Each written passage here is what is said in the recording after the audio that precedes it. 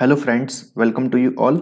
आज हम यहाँ पे डिस्कस करने वाले हैं यूपीपीसीएल जूनियर इंजीनियर इलेक्ट्रिकल का पेपर जो कि 27 ऑफ नवंबर 2019 को फर्स्ट शिफ्ट में कंडक्ट हुआ था। ठीक है, ये पार्ट 6 होने वाला है, इसका पार्ट नंबर 6 होने वाला है। बाकी के पार्ट्स आपने नहीं देखे हैं तो मैं डिस्क्रिप्शन में लिंक दे दूंगा, आप डायरेक्टली वहां से देख सकते हैं। अगर आप चैनल पे नए हैं तो आप चैनल को सब्सक्राइब जरूर कर लें ताकि आने वाले समय में जितने भी इंपॉर्टेंट नोटिफिकेशंस हैं वो आपको मिल सकें। ठीक है, तो चलिए फिर स्टार्ट करेंगे आज का लेक्चर। ठीक है, क्वेश्चन नंबर 126 से हमसे पूछा गया है कि जो इनवर्स स्क्वायर लॉ है वो किस तरीके से कोरिलेट करता है किसी भी सरफेस के illumination E, luminous intensity I और सोर्स और सरफेस के बीच की डिस्टेंस आर, इन तीनों के बीच में किस तरीके से जो है कोरिलेट करता है। तो आपको पता होना चाहिए कि किसी भी सरफेस पर जो इल्यूमिनेशन होता है according to the inverse square law it is directly proportional to 1/r²। ठीक है, यहां पे r क्या है, यहां पे r है जो डिस्टेंस है between the source and surface. ठीक है, तो जो इल्यूमिनेशन की वैल्यू है वो इनवर्सली प्रोपोर्शनल टू हो गई किसके, आर स्क्वायर के। अब जब हम प्रोपोर्शनलिटी का साइन यहां से हटाएंगे तो हम आई कांस्टेंट को ले लेते हैं। ठीक है, तो इल्यूमिनेशन इक्वल टू कितना हो जाता है, I/r²। ठीक है, तो यहां पर अगर हम बात करें तो आई की वैल्यू यानी कि आई यहां पे है क्या, आई है यहां पे ल्यूमिनस इंटेंसिटी, ल्यूमिनस इंटेंसिटी यानी ज्योति तीव्रता। और अगर हम आर की बात करें तो आर क्या है, डिस्टेंस, दोनों के बीच की डिस्टेंस, सोर्स और सरफेस के बीच की डिस्टेंस। तो इन दोनों में इस तरीके से रिलेट किया जाता है किसको, इल्यूमिनेशन को, according to the inverse square law. Question number 126 के लिए ऑप्शन सी करेक्ट हो जाएगा क्योंकि ऑप्शन सी में क्या दिया होगा, E = I/r²। तो ऑप्शन सी जो है वो करेक्ट हो जाएगा। नेक्स्ट क्वेश्चन नंबर 127 है, हमसे पूछा गया है कि निम्न में से कौन सा इनकरेक्ट यानी कि गलत स्टेटमेंट है पॉलीफेज इंडक्शन मोटर के केस में। तो हमसे पूछा गया है कि इसमें इनकरेक्ट ऑप्शन को हमें बताना है। तो ऑप्शन डी जो है वो गलत ऑप्शन हो जाएगा इंडक्शन मोटर की रिस्पेक्ट में, क्योंकि रोटर वाइंडिंग को हम कभी भी एसी सोर्स से कनेक्ट नहीं करते हैं।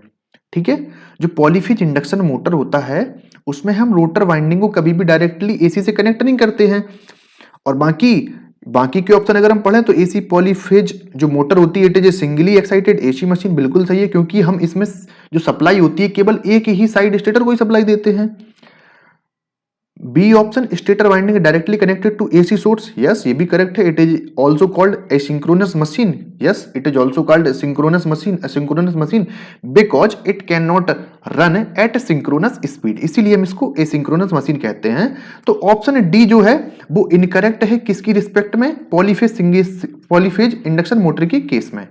ठीक है, तो option D will be the right answer. Rotor winding directly connected to the AC source, ऐसा कभी भी नहीं होता है। नेक्स्ट क्वेश्चन नंबर 128 है, हमसे पूछा गया है कि किसी भी ओवरहेड लाइन में जो सैग होता है वो बाकी के अदर पैरामीटर पर किस तरीके से निर्भर करता है। ठीक है, तो क्वेश्चन नंबर 128 के लिए हम देखेंगे जो सैग होता है, सैग इक्वल टू होता है वेट ऑफ द कंडक्टर और स्पैन के लेंथ के स्क्वायर के, और इनवर्सली प्रोपोर्शनल होता है सैग किसके, टेंशन के। यहाँ पे W की बात करें तो W क्या है, W वेट है कंडक्टर का, और अगर हम L की बात करें तो L क्या है, स्पैन लेंथ है। ठीक है, और अगर हम T की बात करें तो T यहाँ पे क्या है, T यहाँ पे टेंशन है। तो अगर हम ऑप्शन को देखेंगे तो ऑप्शन ए हमको करेक्ट लगेगा क्योंकि जो स्पैन होता है, जो सैग होता है वो डायरेक्टली प्रोपोर्शनल करेगा, डायरेक्टली डिपेंड करेगा किस पे, length of the span squared पे यानी कि एल स्क्वायर पे। तो S is directly proportional to L square. अब यहां से एक क्वेश्चन और आता है कि सैग को बढ़ाने पर या टेंशन को बढ़ाने, मतलब एक दूसरे का रिलेशन पूछ लेते हैं, तो sag is inversely proportional to tension. अगर हम टेंशन को इंक्रीज कर दें तो सैग हमारा घट जाएगा, और अगर हम सैग को इंक्रीज कर दें तो टेंशन हमारी घट जाएगी, यानी कि इनवर्स रिलेशन है। और सबसे ज्यादा पूछे जाने वाले क्वेश्चन इस चैप्टर से, इस टॉपिक से यही वाला क्वेश्चन है। ठीक है, सैग और टेंशन में रिलेशन आ जाता है, तो ये भी हम इसको ध्यान में रखेंगे और option A will be the right answer for question number 128। Next question number 129 है, हमसे पूछा गया है कि जो स्टैंडर्ड इलेक्ट्रिकल डिजाइनिंग होती है उसके हिसाब से जो 5 एम्पियर और 15 एम्पियर के जो सॉकेट आउटलेट हैं किसी डाइनिंग रूम के लिए, इनकी संख्या कितनी होनी चाहिए। ठीक है, अगर हम बात करें डाइनिंग रूम की, जहां पे हम डिनर कर रहे हैं, तो उसमें हम बेसिकली 3 सॉकेट आउटलेट का यूज करते हैं। ठीक है, अगर लिविंग रूम की पूछ ले जहां पे हम रहते हैं, वहां पे हम 5 सॉकेट आउटलेट का यूज करते हैं। ठीक है, ये भी याद रखेंगे। तो 3 सॉकेट आउटलेट में से जो एक सॉकेट आउटलेट होगी हमारी, वो होगी हमारी 15 एम्पियर के लिए पावर वायरिंग। ठीक है, जिसमें हम पावर सॉकेट यूज करेंगे। तो और बाकी की जो दो सॉकेट हम यूज करेंगे, वे दोनों की दोनों सॉकेट 5 एम्पियर की होंगी, जैसे कि मोबाइल फोन चार्ज वगैरह करना है, बाकी की और भी तमाम चीजें। ठीक है, तो option number A will be the right answer. हम 2 यूज करेंगे 5 एम्पियर के लिए और एक यूज करेंगे हम 15 एम्पियर के लिए। ठीक है, नेक्स्ट क्वेश्चन नंबर 130 है, हमसे पूछा गया है कि ब्रिज रेक्टिफायर में जो आउटपुट फ्रीक्वेंसी होती है वो कितनी होती है। ठीक है, निर्गम यानी कि आउटपुट फ्रीक्वेंसी होता है। ठीक है, आउटपुट फ्रीक्वेंसी होती है ब्रिज रेक्टिफायर में, वो कितनी होती है। तो जो अगर हम Fi इनपुट फ्रीक्वेंसी Fi दे रहे हैं, तो हमारी जो आउटपुट फ्रीक्वेंसी है वो कितनी हो जाती है, वो 2Fi हो जाती है, यानी कि इनपुट फ्रीक्वेंसी का डबल हो जाता है। ठीक है, ये कैसे होता है, जैसे कि समझिए आप, हमने क्या किया, हमने अपने ब्रिज रेक्टिफायर को ये सप्लाई दे दी। ठीक है, ये क्या दिया, हमने इनपुट दे दिया। अब अगर हम ब्रिज रेक्टिफायर से आउटपुट लेंगे, अगर हमने ब्रिज रेक्टिफायर से अपना आउटपुट लिया, तो आउटपुट हमें कैसे मिलेगा, आउटपुट हमें तो हर साइकिल में मिलेगा, और आउटपुट हमें हमेशा ऐसे ही मिलेगा। ठीक है, यूनिडायरेक्शनली मिलेगा हमें। तो इसमें मान के चलो डायोड काम करेगा D1 D4, इसमें काम करेगा D2 D3, इस तरीके से कंटिन्यूसली डायोड काम करते रहेंगे। अब आप देखिए, अगर यहाँ का टाइम पीरियड, इनपुट वेवफॉर्म का टाइम पीरियड अगर हम कितना ले रहे हैं, अगर हम यहाँ पे टाइम पीरियड इसका T ले रहे हैं यहां तक, तो यहां पे देखिए टाइम पीरियड कितना हो गया, टाइम पीरियड जस्ट हाफ हो गया। समझ सकते हैं आप, अगर टाइम पीरियड हाफ हो गया, F इक्वल टू कितना होता है 1/T। अगर टाइम पीरियड को हम क्या कर दें, टाइम पीरियड को हम T/2 कर दें, यानी कि हाफ कर दें, तो फ्रीक्वेंसी का डबल नहीं होगी क्या, 2/T नहीं होगी फ्रीक्वेंसी।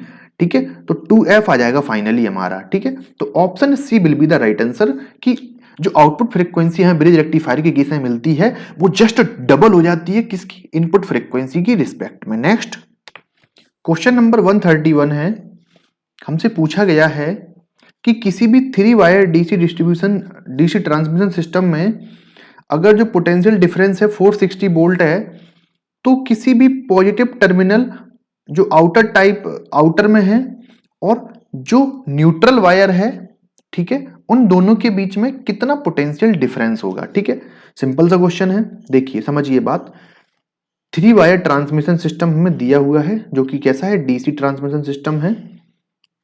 इसमें क्या है, ये दोनों क्या है, फेज हो गए, या पॉजिटिव टर्मिनल कुछ ही मान लीजिए। ठीक है, और ये हमारा बीच का न्यूट्रल है। ठीक है, बीच का न्यूट्रल है। इसमें क्या है, जो पोटेंशियल डिफरेंस है सिस्टम का, वो कितना है, 460 वोल्ट है। ठीक है, अब हमें क्या पूछा है, न्यूट्रल वायर और किसी भी एक आउटर कंडक्टर के बीच में जो पोटेंशियल है वो बताना है। तो इसका हाफ हो जाएगा सिंपली 230 वोल्ट। ठीक है, 230 वोल्ट, क्योंकि मैं बताता हूं इसमें बेसिकली कंसेप्ट क्या है। 3 वायर डीसी ट्रांसमिशन सिस्टम में होता क्या है, बेसिकली अगर जो न्यूट्रल वायर है और अपर वायर है, इन दोनों के बीच में वोल्टेज V है, और न्यूट्रल वायर और जो बॉटम वायर है इसके बीच में भी वोल्टेज V रहता है। तो ओवरऑल वोल्टेज हमें यहाँ पे कितना मिलता है, 2V वोल्टेज मिल जाता है। कितना, जस्ट डबल वोल्टेज मिल जाता है। तो इसीलिए क्या होगा कि अगर यहाँ का वोल्टेज हमें डबलिंग के फॉर्म में 460 वोल्ट गिवन है, तो हम इसको हाफ कर देंगे, 230 वोल्ट हमारा option A will be the right answer. Next question number 132 है, हमसे पूछा है कि जो बाइनरी नंबर सिस्टम है, बाइनरी नंबर सिस्टम में निबल का क्या मतलब होता है। ठीक है, तो समझिएगा, 4 बिट का अगर हम ग्रुप बनाते हैं तो हमें एक निबल मिलता है। ठीक है, और अगर हम 8 बिट और 2 निबल, बात एक ही है, 1 बिट और 2 निबल बनाते हैं तो हमें 1 बाइट मिलता है। ठीक है, अगर हम 1024 बाइट बनाते हैं तो हमें 1 किलोबाइट मिल जाता है। ठीक है, और अगर हम 1024 किलोबाइट मिलाते हैं तो हमें 1 MB मिल जाता है। अगर हम 1024 MB को मिलाते हैं तो हमें 1 GB मिल जाता है। अगर हम 1024 GB को मिलाते हैं तो हमें TB मिल जाता है। तो ये कुछ यूनिट्स हैं, ठीक है, जो अक्सर पूछ ली जाती हैं एग्जाम में। तो option B will be the right answer, कि जो निबल होता है वो 4 बिट्स को ग्रुपिंग को हम निबल बोल देते हैं। नेक्स्ट क्वेश्चन नंबर 133 है, हमसे पूछा गया है कि जो इंडियन इलेक्ट्रिसिटी रूल के हिसाब से जो मैक्सिमम परमिसिबल फ्रीक्वेंसी फ्लक्चुएशन है वो कितने % होता है। तो इसका आंसर हो जाएगा ±3%, ठीक है। इसमें जो है मिसप्रिंट शायद हो गया है, जो भी है, तो इसमें जो राइट आंसर हो जाएगा वो ±3% will be the right answer. इतना maximum permissible frequency fluctuation possible है, यानी कि 48.5 हर्ट्ज से लेकर 51.5 हर्ट्ज तक जो है हमारी रेंज है फ्रीक्वेंसी की, कि इस रेंज में फ्रीक्वेंसी वेरी कर सकती है, लेकिन इससे नीचे हम बर्दाश्त नहीं करेंगे और इससे ऊपर भी हम बर्दाश्त नहीं करेंगे।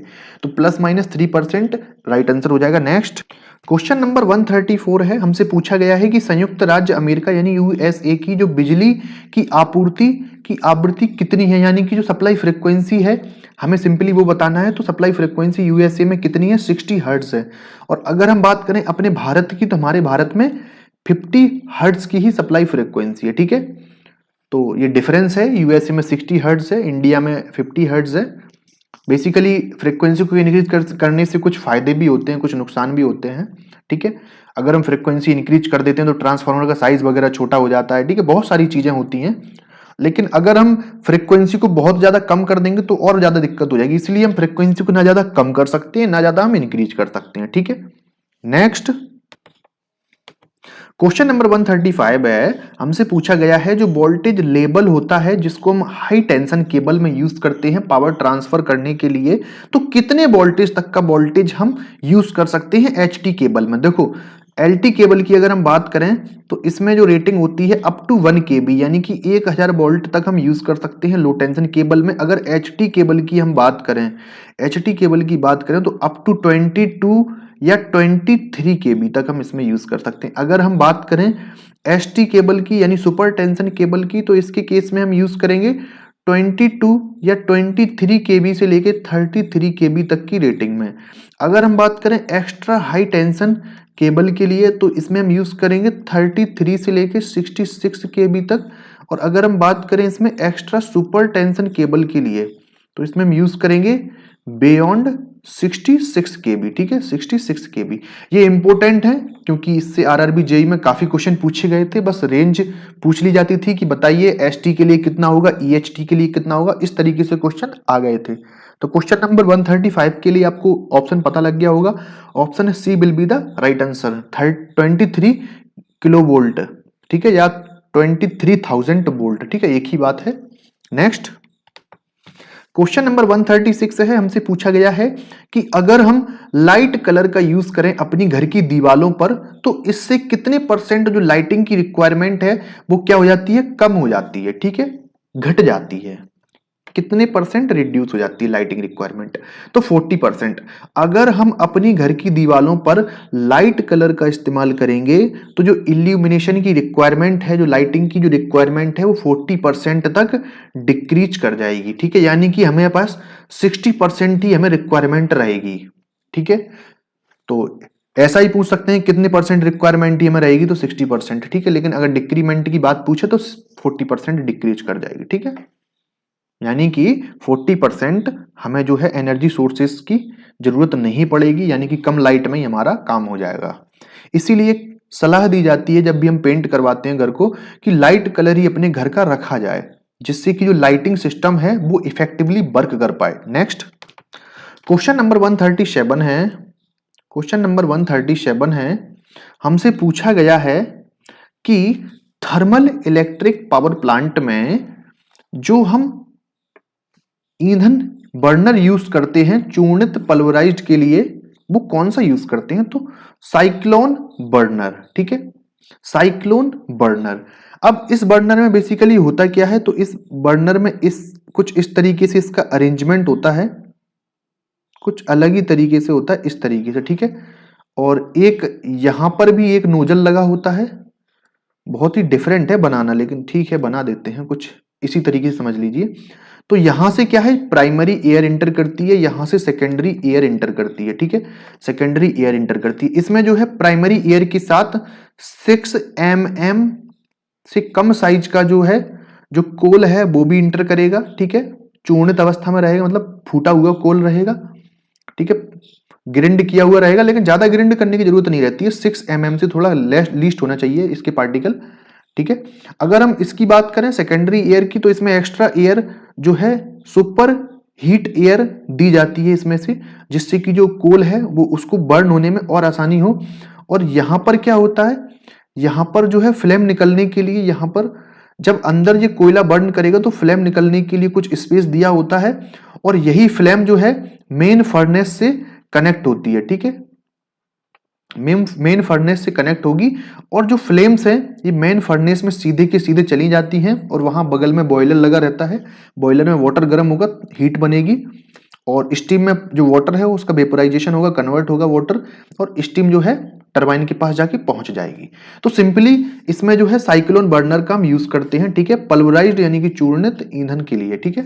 नेक्स्ट क्वेश्चन नंबर 138 है, हमसे पूछा गया है कि जो वोल्टेज गेन होता है कॉमन कलेक्टर कॉन्फ़िगरेशन के केस में किसी भी ट्रांजिस्टर के लिए वो कितना होता है। तो कॉमन कलेक्टर के केस में जो वोल्टेज गेन होता है वो लेस देन 1 होता है, ठीक है। और अगर हम करंट गेन की बात करें तो करंट गेन बहुत हाई होता है, ठीक है, करंट गेन हाई होता है, ठीक है। अब देखो इसी तरीके से हम कॉमन बेस की बात करें, कॉमन कलेक्टर की बात करें, तो कॉमन बेस के केस में जो है स्मॉल होता है, वोल्टेज गेन की बात कर रहे हैं हम, और कॉमन कलेक्टर के केस में जो वोल्टेज गेन है वो हाई होता है। कॉमन कलेक्टर नहीं, यहाँ पे कॉमन इमीटर है, ठीक है, कॉमन इमीटर में हाई होता है, यहाँ पे कॉमन कलेक्टर भी लिख लेते हैं, कॉमन कलेक्टर के केस में बहुत कम होता है, लेस देन यूनिटी, ओके। अगर टिपिकल वैल्यू की बात करें तो इसमें देखो 150 टिपिकल वैल्यू हो जाएगी, 150 इसकी वैल्यू हो जाएगी, 500 इसकी वैल्यू हो जाएगी, और लेस देन 1 तो ये है ही, मतलब लेस देन 1 तो ये है ही, ठीक है, याद रखेंगे, लिख दिया मैंने ऊपर ऑलरेडी, लेस देन 1 तो ये है ही। तो कॉमन बेस, कॉमन इमीटर और कॉमन कलेक्टर, ठीक है। अगर हम करंट गेन की, ये तो हो गया वोल्टेज गेन, अगर हम बात करें करंट गेन की, करंट गेन की, तो करंट गेन में जस्ट उल्टा करना है, जिसकी वैल्यू जितनी कम है उसको ज्यादा हाई कर दो। जैसे कॉमन कलेक्टर की जो वैल्यू है लेस देन यूनिटी है, तो इसमें करंट गेन हाई हो जाएगा, ठीक है, हाई। और अगर हम बात करें किसकी, सबसे जो बीच में है इसका करंट गेन कैसा, मॉडरेट रहेगा, और इसकी जो हाई वैल्यू है इसमें current gain less than unity हो जाएगा, लेस देन यूनिटी हो जाएगा। इसको मॉडरेट और स्मॉल भी लिख सकते हैं, स्मॉल, वैसे मॉडरेट इट बेस्ट, मॉडरेट ज्यादा सही है, ठीक है। तो इस तरीके से हम किसी भी एक गेन को याद रख के दूसरे को ऑटोमेटिकली याद कर सकते हैं, ठीक है। नेक्स्ट क्वेश्चन नंबर 139 है, हमसे पूछा गया है निम्न में से किस तरीके का जो लॉस है जो कि केवल बाउंड रोटर इंडक्शन मोटर के केस में होता है, ठीक है। अब देखो अगर हम बाउंड रोटर इंडक्शन मोटर की अगर हम बात करेंगे, कुछ इस तरीके से इसका अरेंजमेंट होता है, ये हमारा रोटर हो जाता है, ठीक है। तो यहाँ पे क्या होता है, यहाँ पे स्लिप रिंग्स लगी रहती हैं, 3 स्लिप रिंग्स लगी रहती हैं, और स्लिप रिंग से हमारे ब्रश भी कनेक्टेड होते हैं, ठीक है, 3 ब्रश कनेक्टेड होते हैं। तो अब आप ये बताओ कि बाउंड रोटर इंडक्शन मोटर के केस में जो ब्रश है, ब्रश का कॉन्टेक्ट लॉस नहीं होगा, तो ब्रश कॉन्टेक्ट लॉस केवल बाउंड रोटर के केस में ही होता है, ठीक है। बाउंड रोटर इंडक्शन मोटर या स्लिप रिंग इंडक्शन मोटर भी यहां पे हो सकता था, तो option B will be the right answer, brush contact drop loss, ठीक है, ऐसे करके। नेक्स्ट क्वेश्चन नंबर 140 है, हमसे पूछा गया है निम्न में से कौन सी ऐसी इंप्योरिटी है जो कि कारण बनती है वाटर को टेम्परेरी हार्ड करने के लिए, ठीक है।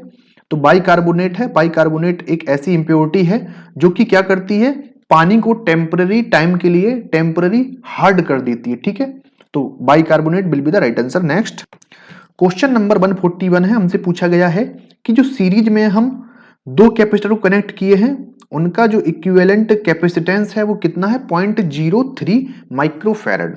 अगर हम इनको पैरेलल में कनेक्ट कर रहे हैं तो इनकी जो कैपेसिटिव वैल्यू है वो कितनी है, 0.16 माइक्रोफैरड। तो हमें दोनों कैपेसिटर के वैल्यू को कैलकुलेट करना है, ठीक है। तो सिंपल है, अगर हम सीरीज का कॉम्बिनेशन की बात करें तो सीरीज कॉम्बिनेशन का फॉर्मूला यही होगा भाई, C1 into C2 upon C1 plus C2, और सीरीज का इक्विवेलेंट कितना निकल के आ रहा है, तो 0.03 माइक्रोफैरड। इक्वेशन नंबर फर्स्ट, कोई दिक्कत नहीं, आसानी से हो गया। अगर पैरेलल में कनेक्टेड है तो C1 प्लस C2 हो जाएगा, कितना आ जाएगा 0.16 माइक्रोफेरेड। इसमें भी कोई दिक्कत नहीं, आसानी से हो गया। अब हम क्या करेंगे, put value of equation 2 in equation first, ठीक है, यानी कि इक्वेशन 2 की वैल्यू हम इक्वेशन फर्स्ट में पुट करेंगे तो कितना C1 इंटू C2 अपॉन 0.16, ठीक है, 0.16 equal to 0.03 microfarad. Equation number, अब देखो अगर हम इस 0.6 को उस साइड 0.16 को उस साइड भेज दें तो कोई दिक्कत है क्या? कोई दिक्कत थोड़ी ना है, भेज दो भैया, क्या दिक्कत है। इस 0.16 को इसमें मल्टीप्लाई कर देते हैं तो 16 तिया 48, तो 0.0048, ठीक है, माइक्रोफैरड जो हमारी वैल्यू आ गई, प्रोडक्ट आ गया हमारा C1 और C2 का। अब कुछ बचा ही नहीं दादा, सब कुछ हो चुका है। इक्वेशन नंबर 3 बन गई हमारी ये, इक्वेशन नंबर 3 हमने इसको बना लिया। अब हम क्या करेंगे, देखो सबसे पहले तो देखो C1 प्लस C2 कितना आ रहा है, 0.16 आ रहा है, तो देखो 14 2 16, 8 8 16, 12 4 16, 10 6 16, यानी कि हमारी ये इक्वेशन तो हमेशा होल्ड कर रही है, हर ऑप्शन इस इक्वेशन को होल्ड कर रहा है, ठीक है, क्योंकि बनाने वाले बेवकूफ नहीं है पेपर, वो सोच समझ के ही बनाते हैं, ठीक है। हर इक्वेशन होल्ड, मतलब हर ऑप्शन इस वाली इक्वेशन को होल्ड कर रहा है, लेकिन हमारी मेन इक्वेशन तो भैया, हमारी मेन इक्वेशन तो इक्वेशन नंबर 3 है, जो हमारे लिए आंसर निकाल के देगी। यानी कि हम क्या करेंगे, ये वैल्यू किसकी है, C1 की वैल्यू है, ये वैल्यू किसकी है, C2 की वैल्यू है, ये नीचे, ठीक है, ये पूरी C1 है, ये पूरा C2 है। अगर हम इन दोनों वैल्यू का मल्टीप्लाई कर दें और हमें 0.0048 मिल जाए तो हमारा काम बन जाएगा।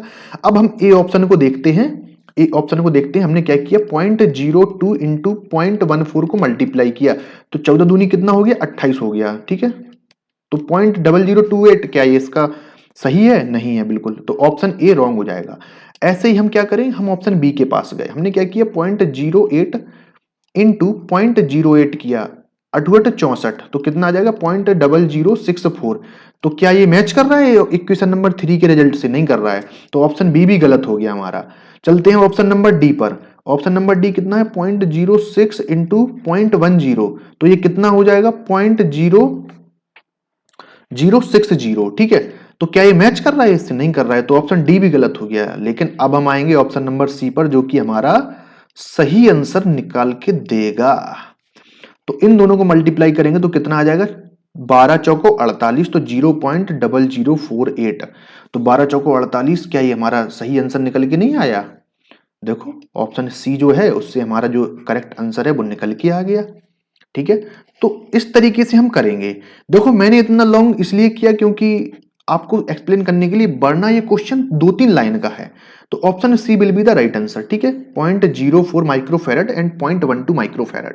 अब कई लोग क्या करते हैं इसको, इसमें क्या करेंगे, C1 माइनस C2 कैलकुलेट करने लगेंगे, फिर C1 प्लस C2 और C1 माइनस C2 को इक्वेट करके वैल्यू कैलकुलेट करेंगे, फिर एक बार और इक्वेशन का यूज करेंगे, मतलब 5-6 इक्वेशन बना लेंगे। भाई शॉर्टेस्ट मेथड यूज करो ना, अपन इंजीनियर आदमी ऐसी थोड़ी ना है, अपना काम ही है कि भारी भरकम चीजों को आसान बनाना, ठीक है। तो 141 के लिए option number C will be the right answer. Next question number 42 है, हमसे पूछा गया है कि भाई हमें 1 मीटर गिवन है, 0 से 10 एम्पियर के बीच में इसकी रेंज है और गारंटीड एक्यूरेसी एरर 1% है इसकी फुल स्केल के लिए, ठीक है। तो हमें लिमिटिंग एरर को कैलकुलेट करना है जब हम इससे 2.5 एम्पियर का करंट मेजर कर रहे हैं तब, ठीक है। तो देखो लिमिटिंग एरर का सीधा सीधा फॉर्मूला है, limiting error that will be equal to guaranteed accuracy error into full scale reading divided by reading, ठीक है, जो हम रीडिंग रीड कर रहे हैं वो और फुल स्केल रीडिंग ऊपर है। तो गारंटीड एक्यूरेसी एरर 1% है, जो कि ओवरऑल स्केल 10 एम्पियर की जो ओवरऑल स्केल है उस पर गिवन है, और 2.5 एम्पियर हमें मेजर करना है, तो ये इससे कटेगा तो सिंपली हमें कितना मिल जाएगा, 4% मिल जाएगा, ठीक है। तो 4% will be the right answer, option B will be the correct answer. Next question number 143 है, हमसे पूछा गया है कि निम्न में से कौन सी ऐसी कैरेक्टरिस्टिक है डी जनरेटर की जिसको हम रेगुलेशन कर्व कहते हैं। तो ये तो बहुत आसान क्वेश्चन है, इसमें तो कुछ है ही नहीं। जो आर्मेचर कैरेक्टरिस्टिक है, आर्मेचर कैरेक्टरिस्टिक को ही हम रेगुलेशन कर्व कहते हैं, ठीक है। आर्मेचर कैरेक्टरिस्टिक हमेशा रेगुलेशन कर्व कहलाती है। नेक्स्ट क्वेश्चन नंबर 144 है, हमसे पूछा गया है कि जो इंटरनल वायरिंग इंस्टॉलेशन हम यूज करते हैं इसको कितने टाइम में हमें निरीक्षण करना चाहिए इसका, ठीक है। तो हमेशा जो हम इंटरनल वायरिंग यूज कर रहे हैं इसको 1 ईयर में एक बार जरूर हम इसको इंस्पेक्ट करेंगे। इंस्पेक्शन में कुछ नहीं करेंगे हम, जो हमारी जो केबल्स हमने अंदर डाली है, अंडरग्राउंड जो भी केबल या वायरिंग जो भी डाली है, बेसिकली हम क्या करेंगे, हम उसका इंसुलेशन रेजिस्टेंस टेस्ट करेंगे कि भाई ऐसा तो नहीं है कि कंडक्टर कहीं ब्रेक हो गया हो या कहीं किसी दीवार से या किसी वायर से दूसरे वायर से टकरा रहा हो, तो हम कुछ नहीं है, मेगर लेके अपना रेजिस्टेंस को मेजर कर लेंगे, ठीक है, जो इंसुलेशन रेजिस्टेंस है उसको मेजर कर लेंगे कंप्लीटली, इससे ज़्यादा हमें कुछ नहीं करना है। तो साल में एक बार जरूर करना चाहिए, क्योंकि हो सकता है हम किसी बड़े हादसे से बच जाएं ऐसा करने से। ये बेसिकली बड़ी बड़ी बिल्डिंगों में, बड़े बड़े होटलों में ऐसा किया जाता है कि प्रॉपरली उनको मेंटेन करना होता है, जो इंस्पेक्शन है उसको हर ईयर में वो लोग करते हैं और देखते हैं कि भाई वायरिंग में कहीं कोई प्रॉब्लम तो नहीं हो रही है। तो नेक्स्ट मूव करेंगे हम, क्योंकि आग वाग का खतरा हो सकता है, और बेसिकली फर्नीचर बहुत यूज होता है होटलों में, तो बहुत सारी प्रॉब्लम्स रहती हैं, तो वो लोग इन सब चीज़ों से पहले ही बच के चलते हैं। नेक्स्ट क्वेश्चन नंबर 145 है, हमसे पूछा गया है किसी भी एटम में जो थर्ड सेल है उसमें इलेक्ट्रॉन की मैक्सिमम वैल्यू कितनी होगी। देखो सबसे पहली बात तो ये समझ लो कि अगर हम सेल में इलेक्ट्रॉन को फिल कर रहे हैं तो उसका फॉर्मूला हमारा यही है, यही हमारा मूल मंत्र है। अगर हम n बराबर वन का मतलब क्या है, हम फर्स्ट सेल के लिए बात कर रहे हैं, पहले नंबर की सेल के लिए बात कर रहे हैं, तो n बराबर 1 के लिए वैल्यू हमारी 2 आएगी, ठीक है। तो नंबर ऑफ इलेक्ट्रॉन 2 हो जाएंगे फर्स्ट सेल में, ठीक है। अगर हम दूसरी सेल में बात करें तो 2 दूनी 4 दूना 8 इलेक्ट्रॉन हो जाएंगे, ठीक है। अगर हम तीसरी सेल की बात करेंगे तो 3 दूनी 6 दूनी 18, सॉरी 3 त्रिका 9 दूनी 18, तो 18 इलेक्ट्रॉन हो जाएंगे। तो option B will be the right हो जाएगा, ठीक है। इस तरीके से फर्दर हम कर सकते हैं, लेकिन हमारा आंसर यही आ गया, ठीक है। याद करने की जरूरत नहीं है भाई, फॉर्मूला याद रखो, जड़ पकड़ो सीधी, ठीक है ना, डालियों पर झूल के क्या करोगे भाई। नेक्स्ट क्वेश्चन नंबर 146 है, हमसे पूछा गया है कि निम्न में से कौन सा है जो डिसएडवांटेज है हाइब्रिड स्टेपर मोटर का, ठीक है। अगर हम हाइब्रिड स्टेपर मोटर की कंपैरिजन कर रहे हैं किसके साथ, वेरिएबल रिलक्टेंस स्टेपर मोटर के साथ। देखो सबसे पहले समझिए, हाइब्रिड स्टेपर मोटर कॉम्बिनेशन होता है किसका, परमानेंट स्टेपर मोटर का, परमानेंट मैग्नेट स्टेपर मोटर का और रिलक्टेंस स्टेपर मोटर का, ठीक है। तो हाइब्रिड स्टेपर मोटर की प्रॉब्लम क्या है कि हम इसके जो रोटर है, रोटर पर हम क्या करते हैं, रोटर पर हम एक परमानेंट मैग्नेट का यूज करते हैं, ठीक है, परमानेंट मैग्नेट का यूज करते हैं। जब हम रोटर पर परमानेंट मैग्नेट का यूज करेंगे तो भाई ये बताओ कि हाइब्रिड मोटर में रोटर का जो वेट है, रोटर वेट है, क्या ये बढ़ेगा नहीं।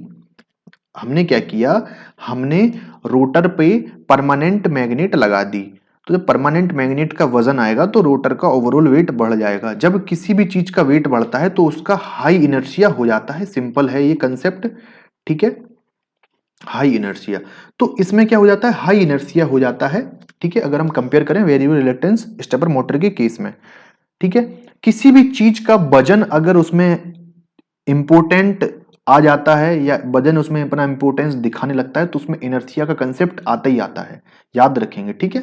तो हाई इनर्शिया बहुत ज्यादा हो जाता है। Next question number 47 is not available, ठीक है। नेक्स्ट क्वेश्चन नंबर 148 है, हमसे पूछा गया है कि इस्पात से बने एक रॉड टाइप अर्थ इलेक्ट्रोड के लिए व्यास का मान कितने से कम नहीं होना चाहिए। सिंपल है, जो हम अर्थ इलेक्ट्रोड यूज कर रहे हैं, ठीक है, जो कि इस्पात से बना हुआ है, तो इसमें जो हमारा जो डायामीटर है, डायामीटर की अगर हम बात करें तो डायामीटर 16 mm से कभी भी कम नहीं रखेंगे हम, और अगर इसमें हम रेडियस की बात करते तो इसमें 8 mm हो जाता, ठीक है, 8 mm हो जाता, तो 16 mm will be the right answer. इससे हम कम नहीं रखेंगे, ज्यादा हो तो ठीक है कोई प्रॉब्लम नहीं, लेकिन हम इससे कम बर्दाश्त नहीं करेंगे, ठीक है ना। नेक्स्ट क्वेश्चन नंबर 149 है, हमसे पूछा गया है जो मिनिमम थिकनेस होती है बेकिलाइट शीट की, जो फ्लश माउंटिंग होती है, फ्लश माउंटिंग बेसिकली एक तरीके का लाइटिंग सिस्टम ही है।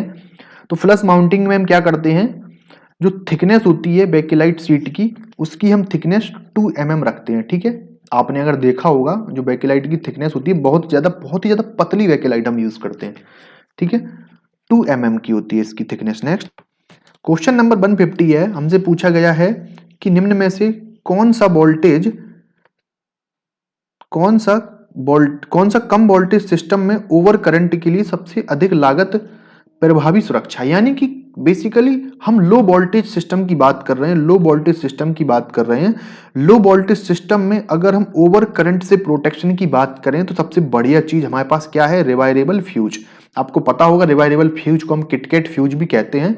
इसको हम सबसे ज़्यादा अपने डिस्ट्रीब्यूशन में यूज करते हैं, किटकैट फ्यूज भी कहते हैं। जो होम अप्लायंस जो होते हैं वो उससे पहले जो हमारा होम बाहर जो एनर्जी मीटर कनेक्ट होता है उसके बाद ही हम क्या करते हैं, किटकैट फ्यूज लगा लेते हैं और पूरे घर की सप्लाई दे देते हैं। ठीक है, तो ये काफ़ी इंपॉर्टेंट क्वेश्चन है, रिवाइवेबल फ्यूज, किटकैट फ्यूज, दोनों इसके नेम है, याद रखेंगे।